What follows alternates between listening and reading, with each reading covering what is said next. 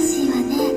オカリンを追いかけてたくさんの世界線のオカリンを探し続けてきたのです。マユリ。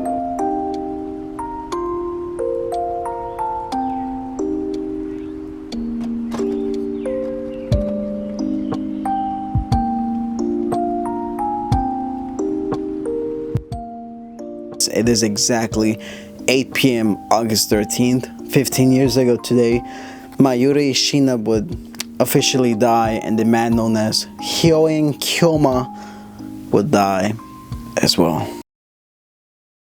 So, if you can't tell by the title, yeah, I'm doing another Steins Gate video. And if you guys know why I'm posting it at this specific time on this specific date, well, if you guys are not aware, probably the most significant event in all of Steins Gate happened actually, which is the death of Mayuri Hououin and the death of Hououin Kyouma. Basically, yeah, both of them die. Let's get into it. Now, if you're not familiar with the story of Steins Gate, I did a few videos talking about Steins Gate. Essentially, it's the story of some university kid just discovering time travel, this so-called mad scientist.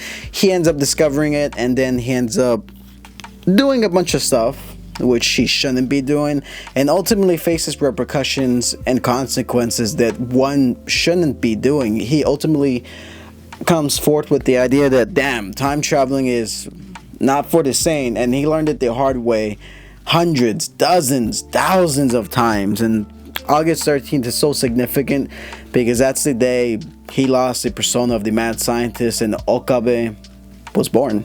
Steins Gate, like I've mentioned in my other videos, it's a very interesting premise. It's perhaps the best story involving time travel, with its repercussions, with the theory of time travel, involving John Titor, all that good stuff. I've made videos talking about that already. But August 13th, if you're not familiar in the visual novel as well as the anime, is the day essentially Mayuri Hououin dies. So the scene plays out in episode 12 where they're having like a little get together, and that's when Mayuri Hououin is ultimately killed by these rogue CERN agents, by the organization Rintaro Okabe was always yapping about. He was always saying, oh, the government's always gonna come after me. But when he actually discovers, holy shit, the government is actually after me, after hacking into the organization, aka CERN, Mayuri Hououin pretty much dies. And the whole premise, like past the original Steins Gate, past episode 12, is essentially to prevent Mayuri's death. Every time he tries to prevent her death, it ultimately fails. He tries and tries and tries again, and she ultimately dies. This is very significant because you would think August 13th, okay, yeah, I can prevent, no big deal. If I just don't go to the apartment, if I just make sure she doesn't go to the party, she's not gonna die. Well, that's not how it is, because time ultimately has a way of correcting itself, because it doesn't matter what type of situation happens. Mayuri Hououin's death is ultimately a fixed point in time where she's going to die. It doesn't really matter where she is, what time of death. She was killed by a train, she was killed by a car, she was killed by another agent.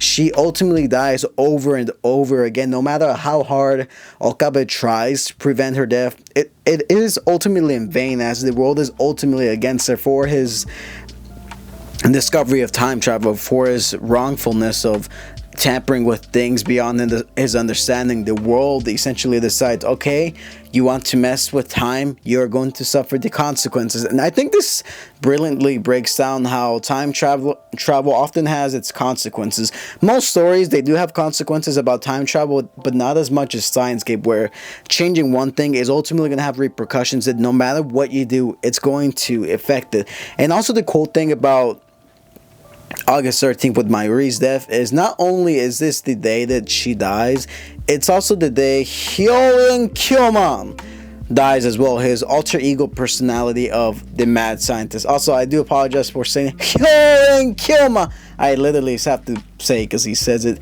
so exaggerated with such confidence. From then on, like after Mayuri dies, he's pretty much never really the same. Despite him reliving the time over and over again, he's become so used to losing her. He's become so used to the pain of, okay, I shouldn't even care that my best friend dies, because I've seen her die over and over and over, to the point where I don't even care. Like, I don't really care if she dies. It's honestly pretty tragic, because when you see so much conflict, when you see something over and over happen, you're just kind of like, oh, okay. It's kind of like eating a burger for the first time. Yeah, the first time is always amazing. Yeah, the second time is always amazing. But if you constantly go to the same burger stop, it's gonna be, oh, it's just another burger.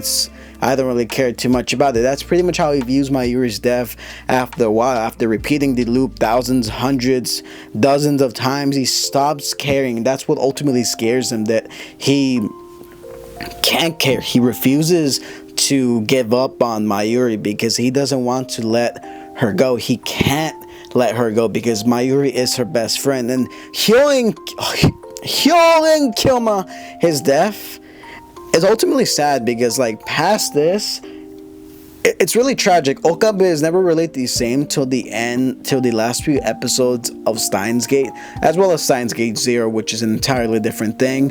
But yeah, it's just so significant, August 13th, because she dies over and over. It doesn't really matter how much you try to change time, how much you try to tamper with it. Okabe and Mayuri both died on this day, and it doesn't matter if he went back in time, tried to prevent it, things would ultimately happen. And the funny thing is, even if he was successful in preventing Mayuri's death, there's one thing he never really accounted, is the fact that if he ultimately saves her, then Makise Kurisu dies as well, because in the original world line, she dies and Mayuri lives, so he has to make a sacrifice. Damn, do I let my best friend die, or do I let the girl I love dies? And this all takes place in Steins Gate 0, where he ultimately comes to the conclusion, yeah, I gotta let Makise Kurisu die. And that pretty much involves the whole story of Steins Gate 0, which is a whole completely rabbit hole. But August 13th is just so significant because, like, these two characters died, and the return of both of them towards the very end of the series is very nice. It's very cool to see them finally reunite, to finally see Mayuri and Okabe acknowledge one another, saying, okay, yeah, at one point in time, I saw you as more than a friend. I loved you as more than a friend, but I'm very glad you came to save me, because Okabe, to me, you are the reason I do what I keep doing. Even though you're kind of crazy, even though you're kind of nuts, you're a really good person. You're a person that inspires me to do what I like to do. So please do not ever give up being Hououin Kyouma, because if you do, I can never really forgive myself. It doesn't matter. I don't understand time travel. I don't understand the concept of time travel. I'm not as smart as you. I'm not as smart as Kurisu, but regardless, you're always going to be my friend. You're always going to be my best friend, and I love you for that, which to me is really beautiful. Both of them acknowledging each other, and which ultimately pushes Okabe to further save Mayuri. And I really like in how Steins Gate 0, by the way, spoilers, he pretty much like takes that to heart and ultimately saves Suzuha and Mayuri at the end of time, saying, because of you, I came back to save both of you guys. And it's really cool. I really do love that ending where he ultimately comes back. No matter what, he always goes back to try to save his best friend from dying, because if she dies, then the persona of the mad scientist dies as well. Even in Steins Gate 0, is portrayed that Mayuri's death will always break Okabe back down to his primal state, but when she lives, the mad scientist return. So yeah, that's just pretty much my thoughts on the day both of them ultimately died and returned. So yeah, happy Steins Gate Day, everyone. So yeah, I'll catch you guys on my next one. Peace.